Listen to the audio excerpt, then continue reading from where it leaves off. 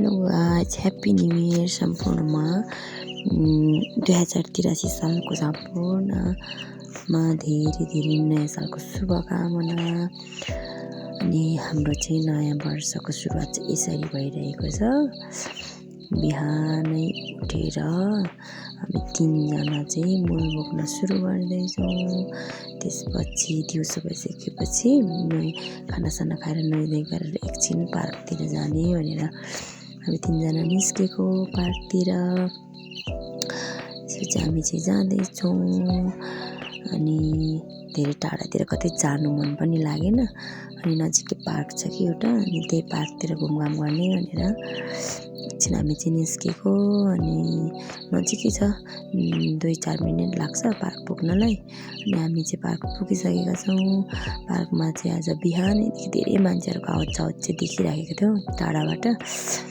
अनि अहिले पनि हुनुहुँदो रहेछ कतिपयहरू। बिहान पनि कति धेरै आएर फर्किसक्नु भयो, कोही आउँदै हुनुहुन्छ, कोही आइसक्नु भयो। त्यस्तो छ हाम्रो पार्कमा चाहिँ, यस्तो रहेको छ हाम्रो पार्क। त्यसलाई चाहिँ सल्यावा पार्क भनिन्छ। वम्बोले राईहरूको एउटा प्रतीक मानिन्छ सल्यावा चाहिँ।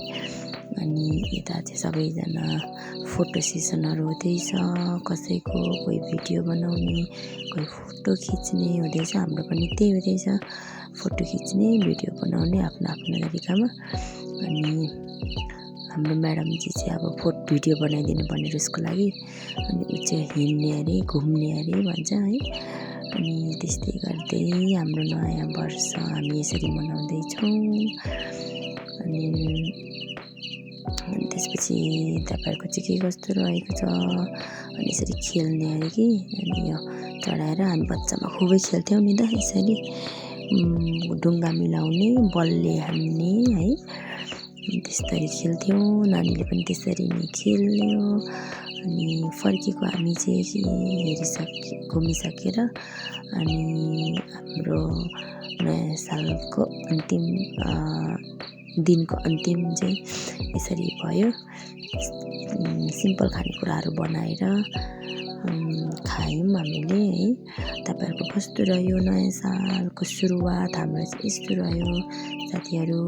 फेरि पनि सम्पूर्णमा नयाँ वर्षको धेरै धेरै शुभकामना, ह्याप्पी न्यू इयर भन्दै सम्पूर्णलाई by by guys.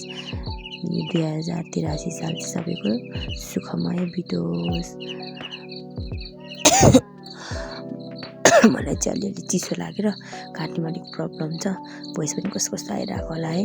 Okay, by by guys.